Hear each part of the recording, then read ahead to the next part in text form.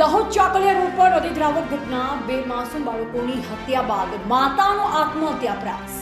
હોસ્પિટલમાં સારવાર ચાલુ દાહોદ શહેરના ચાકલિયા રોડ વિસ્તારમાં એક અત્યંત દુઃખદ અને ચોંકાવનારી ઘટના સામે આવી છે, જે કારણે સમગ્ર વિસ્તારમાં શોકનો માહોલ ફેલાયો છે। પ્રાપ્ત માહિતી મુજબ મૂળ ભાવનગરના રહેવાસીને હાલ દાહોદ એ ડિવિઝન પોલીસ સ્ટેશનમાં ફરજ બજાવતા એક પોલીસ કર્મીના નિવાસ સ્થાને આ બનાવ બન્યો હતો। ઘટનાના સમયે પોલીસ કર્મી પોતાની ફરજ પર હતા।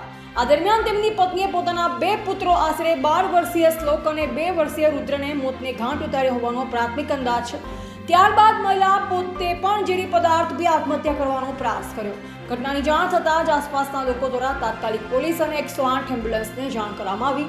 ત્રણેયને તાત્કાલિક હોસ્પિટલ ખસેડવામાં આવ્યા, જ્યાં ડોક્ટરે બંને બાળકોને મૃત જાહેર કર્યા હતા, જ્યારે મહિલાને ગંભીર હાલતમાં સારવાર હેઠળ રાખવામાં આવી છે।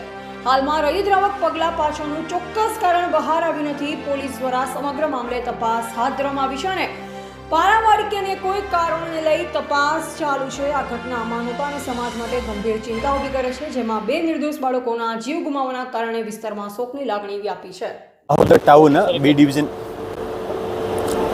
Dahod town B division post વિસ્તારમાં એક દુઃખદ ઘટના સામે આવી છે, જેમાં બે બાળકોના મૃત્યુ નિપજ્યા છે અને જે પત્ની છે એ પણ પોતે દવા પીધી છે, એ પ્રકારની ઘટના છે। જેમાં પ્રથમ દ્રષ્ટિએ જણાય આવે છે કે બાળકોના મૃત્યુ નિપજાવી અને પત્ની પોતે પણ અગમ્ય કારણોસર દવા પી લીધી હોય। હાલમાં જે સ્ત્રી છે એ સારવાર હેઠળ છે।